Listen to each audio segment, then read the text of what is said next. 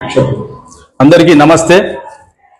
ఈ నెల 12వ తేదీ నాడు భారతీయ జనతా పార్టీ రాష్ట్ర అధ్యక్షుడైనటువంటి గౌరవనీయులు శ్రీ ఎన్ రామచంద్రరావు గారు గోషామహల్ అసెంబ్లీకి వచ్చి ఆయన యొక్క అభినందన సభలో హైదరాబాద్ పార్లమెంట్ కు సంబంధించిన బీజేపీ కార్యకర్తలను ఉద్దేశించి ఎంతో ధైర్యం చెప్పడం జరిగింది। కార్యకర్తలు అనేక సంవత్సరాల నుంచి పనిచేయడం మూలంగానే భారతీయ జనతా పార్టీ ఇంత బలంగా ఉందని, హైదరాబాద్ పార్లమెంటు కార్యకర్తలకు అందరికీ మేము అండగా ఉంటామని ఆయన హామీ ఇవ్వడం జరిగింది।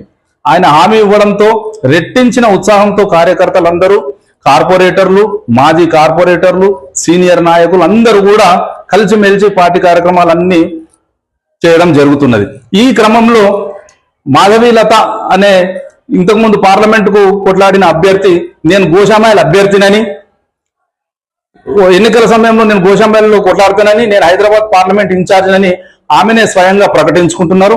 ఇది విన్న కార్యకర్తలు, సీనియర్ నాయకులు, కార్పొరేటర్లు, మాజీ కార్పొరేటర్లు అందరూ కూడా కొంత విస్మయానికి గురై నిరుత్సాహపడుతూ పార్టీ కార్యక్రమాలన్నీ మళ్ళా చెప్పబడడం జరిగింది। కాబట్టి పార్టీ అధిష్టానానికి నా యొక్క వినతి ఏంటంటే, ఎవరు కూడా సెల్ఫ్ డిక్లరేషన్ ఇచ్చుకోవద్దని, ఇంక ఇది ఎన్నికల సమయం కాదని, ఎన్నికలు వచ్చినప్పుడు సరైన వ్యక్తిని పార్టీ నిర్ణయిస్తుందని, ఏ వ్యక్తిని పార్టీ నిర్ణయించినా మనం అందరం కలిసికట్టుగా పనిచేయాలని మేమందరం కార్యకర్తలకు సరిదిద్ది చెప్పడం జరిగింది। దాంతో తిరిగి అందరూ కూడా కార్యాచరణలోకి దిగడం జరిగింది। పార్టీ అధిష్టానానికి విజ్ఞప్తి ఏంటంటే, ఎవరు కూడా ఎలక్షన్ల గురించి, అభ్యర్థి గురించి ఇప్పుడే ఎవరు కూడా మాట్లాడకుండా వాళ్ళకు ఆదేశాలు ఇవ్వాలని మనవి।